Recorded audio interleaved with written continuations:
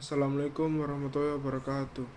Para sesepuh saha bini sepuh ingkang kula hormati, para rawuh sedaya ingkang kinurmatan, sepisanan sumangga kita ngaturaken puji syukur dumateng Gusti Allah Subhanahu wa taala ingkang sampun paring rahmat saha hidayanipun.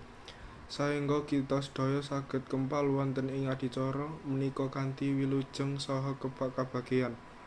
Wontenipun adicara menika minangka sarana kangge ngiyataken paseduluran, ningkataken rasa guyub rukun saha nambah kawruh lan pengalaman tumrap kita sedaya. Lumantar pepanggihan menika mugi kita saged langkung ngugemi nilai tata krama, tepasira saha andhap asor ing gesang bebrayan.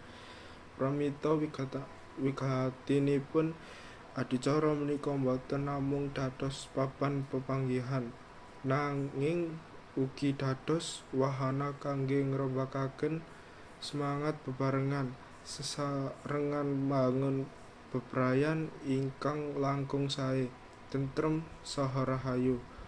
Kula ngaturaken pangajeng-ajeng mugi sedaya ingkang kita tindakaken dinten menika saged maringi paedah lan berkah tumrap kita sedaya, saha saged dados amal kabecikan ingkang pikantuk ridho saking Gusti Allah Subhanahu wa taala.